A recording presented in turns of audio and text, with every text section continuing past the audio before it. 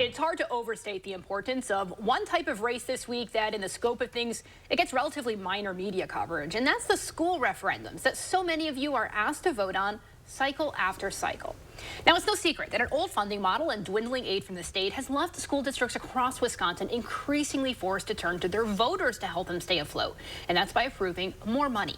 This week was no exception. More than 80 referendums around Wisconsin were on the ballot, and the latest data shows only about half passed. Now, joining me this morning to discuss, Dan Rossmiller from the Wisconsin Association for School Boards. Thanks so much for joining us. Thank you for having me. Glad to be here. So I just referenced referendums, and I think the first thing that we want to clear is not all referendums are created equal, right? There's a few different kinds here. And what did you see looking at the referendums this past cycle?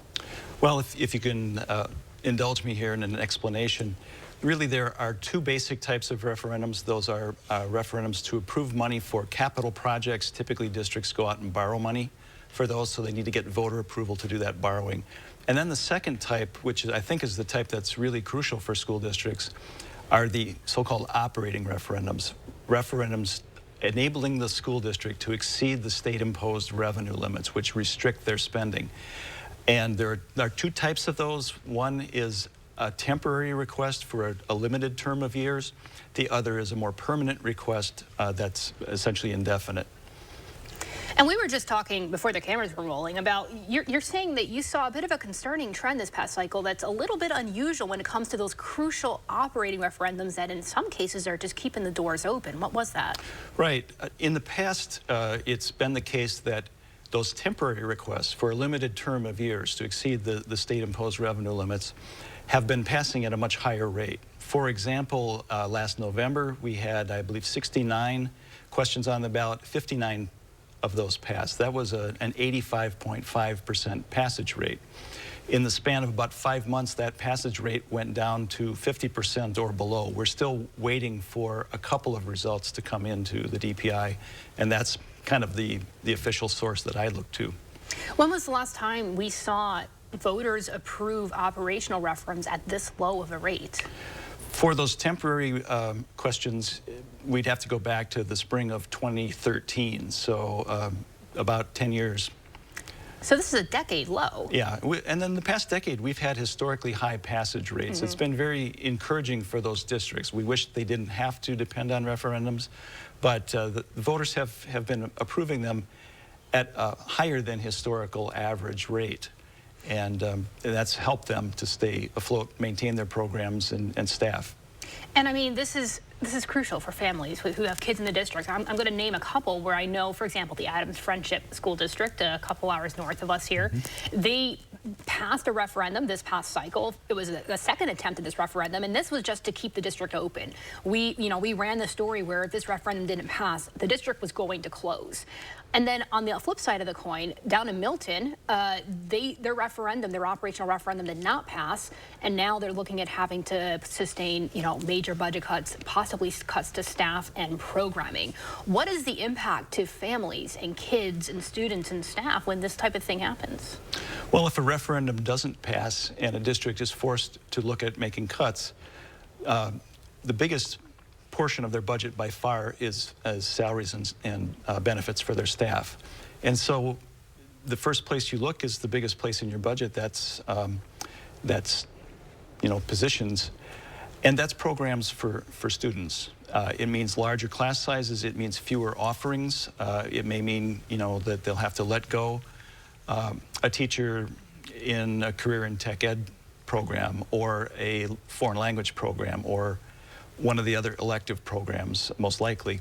But at a time when we're concerned about student achievement, recovering from the pandemic, having to make those kinds of cuts in programs and staff is particularly worrisome, because we need intensive help for our students to get them to recover the learning that was lost. Absolutely. Now, we also mentioned this briefly, and I know there may not be an easy or direct answer to this question. Do we have any indicators about why this is happening, about why voters might be turning these down at higher levels? That's a hard question to answer, because in every case, these are local elections. Local factors, perceptions in the community, but I can hazard a few guesses. I'll really leave that to the political scientists to figure out. But I think one of the concerns is that the economy may be softening. There's a lot of talk about recession on the horizon, and so voters may be more cautious. They're being asked to essentially raise taxes on themselves, and it's the one opportunity they have to say no to higher taxes. So that may be a factor. We also had a very high turnout in the spring election driven by the Supreme Court race, and I don't know to what extent that may have brought out voters with a slightly different concern than the typical voters. And then there's just the local factors. How good a job did the vote yes effort in the community make at communicating what the district's needs are?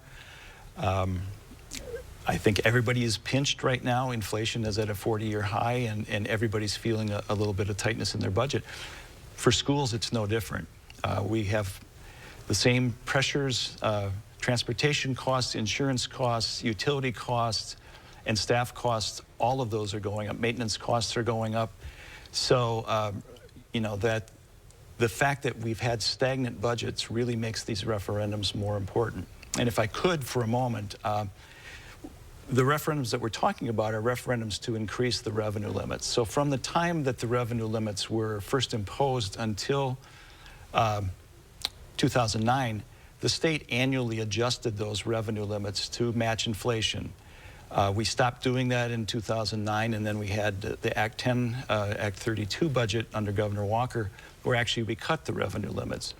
And since then, they have not been adjusted to keep pace with inflation. So school districts that haven't gone to referendum are finding themselves, since 2011, about $2,236 behind inflation. And those are in actual dollars, not adjusted for inflation. Districts can go along and cope reasonably well when inflation's at 2%, but now that inflation is up 6, 7, 8%, it becomes much more challenging for them to deal with a situation where their budgets are capped at levels that are not keeping pace with inflation. Anything you'd like to add?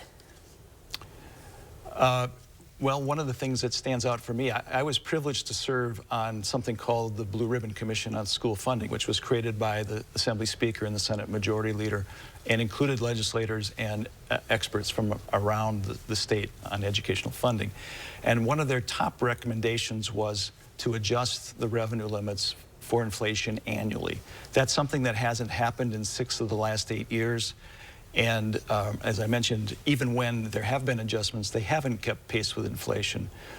I would encourage all parents, teachers, community members who are concerned about educational funding levels to communicate with the Joint Committee on Finance, which is writing the state budget. There's going to be a hearing in Wisconsin Dells on Wednesday where they'll take testimony from the public, and that's an opportunity to express concerns about the direction that school funding is going.